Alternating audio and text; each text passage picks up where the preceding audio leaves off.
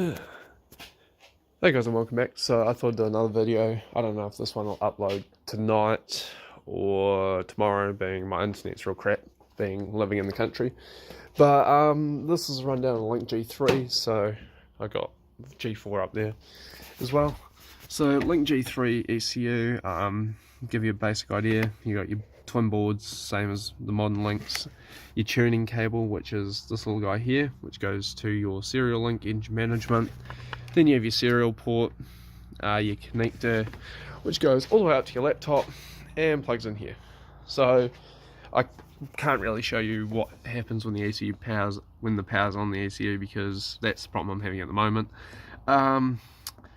But yeah, basically to find your link in the software, you go, turn it this way. Sorry if this is annoying on PC, but it's easier for me. So you go options, connections. Now with these, some people set the serial port to whatever one they choose. You've got all these different options. I go auto because some cases I've seen where it doesn't pick one, you have to auto it. So pretty much you go auto, then you go okay, and it'll try to bring up your link. But obviously I've got no power because it says offline.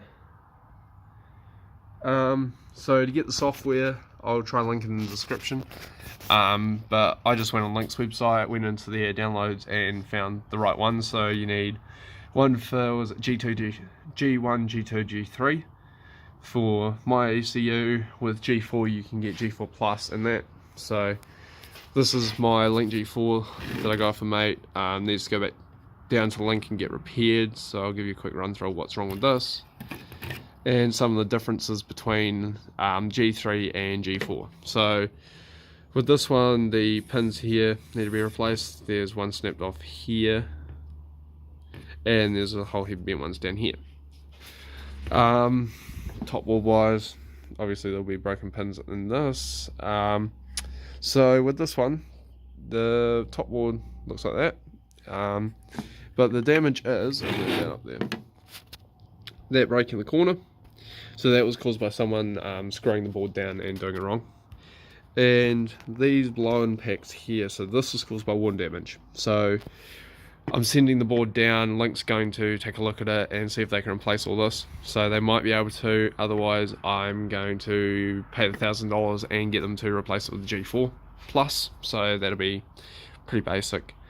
Now the difference between the G4, G4 Plus, G3, G4 is obviously the mapping system itself and the software. That's completely different. Well, it's more modern. This here is your onboard map sensor, so you technically don't, well, as far as I'm aware and can understand, you don't have to run an airflow meter. You can run it straight off the map sensor, where mine, I don't know if you see it, it's on the strut tower over there. So that big ass box is your map sensor, and there's no AFM down there.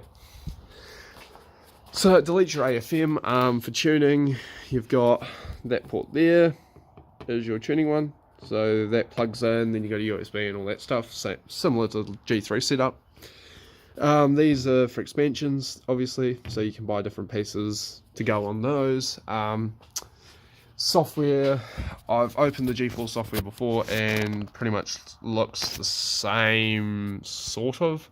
I'll do a video once it's back, and I plugged it into the Skylight, to the 33, and got all that done. But the other thing we're going to do to check that the Link G3 isn't stuffed is we have here, donated from one of my many dead looms over here, a blue plug. So pretty much we've gone through, we've found the power wires that we need.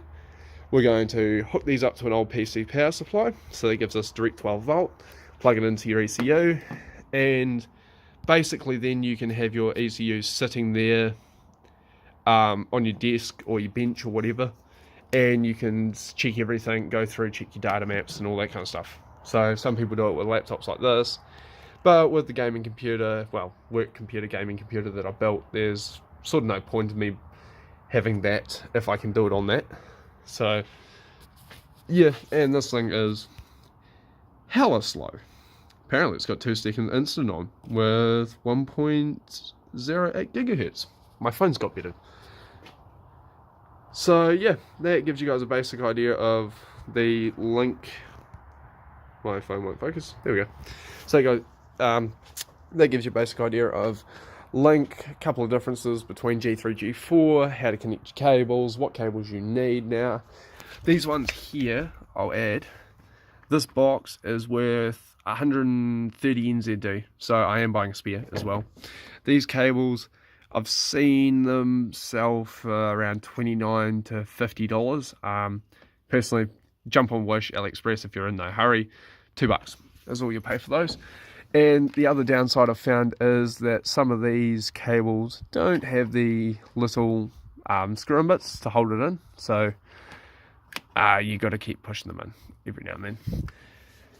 And a couple of things that's been done on this to run GDR injectors is the resistor packs. So, but yeah, once this thing's going, I'll do an update video on the Link and give you a better run through, show you an actual, while the car's running, video of what the Link shows on the screen. But I'll be doing that with screen record instead of doing it off my phone. Yeah, thanks for watching, guys. Like, subscribe. As you might have heard in the last video, there's Blenheim, the Blenheim meets in a couple of weeks. If you haven't seen other videos, hit the little bell icon. I upload weekly, sort of, as I got things to do. Like, we're always out here working, but I think the last thing you guys want to watch is me spend hours on wiring up cars with the boys. So, yeah. Have a good one, guys. Enjoy the long weekend. Whether depends on what day you're watching it and where you are, obviously. But yeah, laters.